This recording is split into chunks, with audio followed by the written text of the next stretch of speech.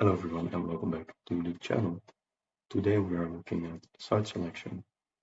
As you can see right in front of me, I have a 3D map filtered on particular data. In our case, we have roof types and we have status. And this is particularly interesting for you as a property developer because this means that you can easily filter on the properties interesting to you for your site selection, or the other way around, plug your site and all of the data regarding your property and the thing that you want to develop in your GIS system, so your map, and find out what will be the best development on that particular type of property. So that's the way to go about it in the first place.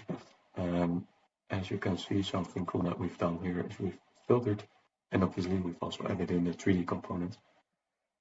Starting out, we have a partial layer, so that's let me hide a few layers. All of the black lines that you see on the map. Then we added in a buildings layer, and we got that same buildings layer for a selection within the historical city center, and we've colored it by the type of building or the type of roof that we had within that building. Now, obviously, there's more data in there. If you click one of the buildings, you can actually see we have a lot of building layers, the height, we have surfaces, surfaces of the roof, surfaces of the parcel, and we have the actual building years in here as well, the documentation, identification, status, the original registration date or the last registration date of all of this data, so like the metadata basically. And this means that we can color our map on all of these types of attributes.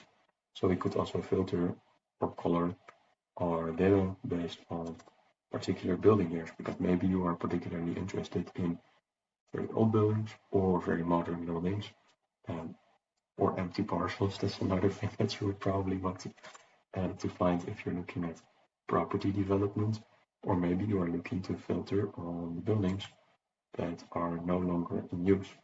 So in this case, we have buildings that are allowed to be this one. This building has a policy, or basically is allowed to be wrecked. So this building will be gone in a bit, and then there will be a new building there. And obviously that's another factor that you can filter on. You could also filter on the zoning plan so that you can actually find if the idea that you have, like building a house or building a shop, will fit into that particular location, and maybe if there's any room for changing around the zoning plans. Next, as you can see, we can also filter on the roof type, or similarly, we could be filtering on our building years. In this case, we have all of the roofs that are horizontal, and then filtered by in use. For example, that's one way to go about your site selection. And obviously, these data factors can be anything. This is just one way to go about it. Leave that up to your imagination, because obviously there's a lot of ways to go about that analysis depending on your project. Maybe you want to find very old properties. Maybe you want to find parcels that you want to redevelop. Maybe you want to find empty parcels that have just been redeveloped, or maybe you just want to literally find very expensive buildings or very expensive parcels and see if you can build multi-family homes on there. A lot of ways to go about it possible. So that's something that you will have to define for yourself. What is like the question that we have? What is the goal that we have? If you want to work the other way around, that is possible as well, because now we're reasoning from a particular goal and whether or not that is possible. You could also reason from a particular viewer that you have within your business, and we could look at all of the data layers and see if we can translate all of these data layers into particular possibilities, particular opportunities. Like, let's find if our property is more so suited for short-term rentals, or more so for remote. To do that, you could also indeed add in data like demographic data or economic data to find like foot traffic for your shop, or economic or like demographic data like, is this neighborhood particularly suited for students or for my family home, or is it more so suited for um, social housing? So that's two ways to go about it once again, depending on the data that you do have. Either could work, just depends on the way that you like to. Next, I have a sample where I've actually done something very similar. Right here, we have a lot of data, as you can see, what's within this particular box, because that is our working area, let's say. So everything within this boundary, that's the data that we took. And this boundary obviously could also be a particular municipality or city that you work in, or could also be a particular area that you're just looking to be working in. Obviously, you could also work and reason once again the other way around, just take data from the entire country and then reason from there. But in our case, we just took a particular area that we want or are allowed to develop in, let's say. So that's Wembley, that's a particular area within London. Let's hide this layer, and then I'll be reasoning within these layers. Let's say in our case, right now we want to look at the best property for a family home development. Or we want to look at buildings that we want to invest in to develop or redevelop as a family home.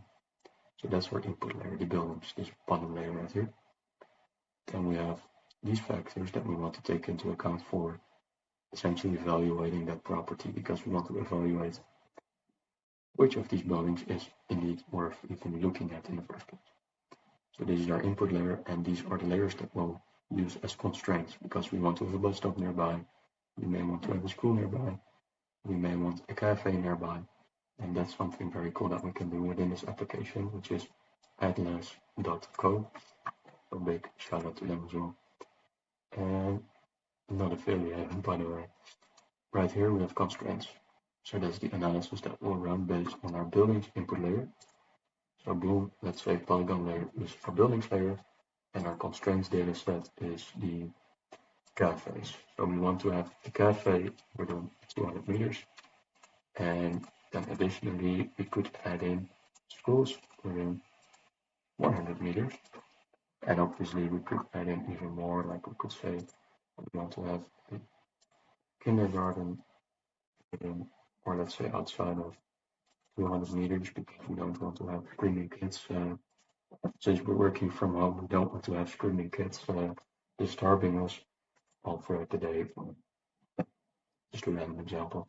And then we want to have a bus stop within 100 meters. And then we want to have do we have a railway? Let's say we want to have a railway within 500 meters as well. And these are all of the constraints that our buildings data has to meet. And now obviously this is one way to go about it, because now we're essentially using different data sets to filter our buildings data set. But you can also work the other way around, and or not really the other way around, but you can also filter based on the data that is already within that buildings data set, like building height, surface, etc., etc. This is one way to filter even deeper, because now we're using other data sets to meet our criteria.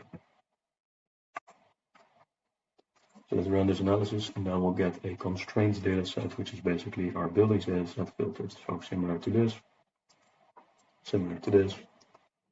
Now we'll get another layer similar to the red and pink data sets that are literally the buildings data set, but meeting particular criteria. So right now, as you can see, this is our new constraint data set, which is the yellow brownish data. And as you can see, it's much less data than these pink ones, for example, but that's great, because now we have a more specified area of the data that we want to look at. So let's actually disable all of our data here. Now we can see whatever was in the buildings data set as well. Apparently not much. this is an empty data set in terms of metadata or attribute information. So that's less interesting in that case, but at least you can see where I'm going with this. If we had additional attribute information, we could also filter out buildings on the data within the buildings data set, like the surface of the property, the height of the property, whether or not the property is in use, or if the property is already going to be redeveloped by somebody else. Like, you don't want to be investing any time into properties that won't be worth developing. But these are the two ways to essentially select your site.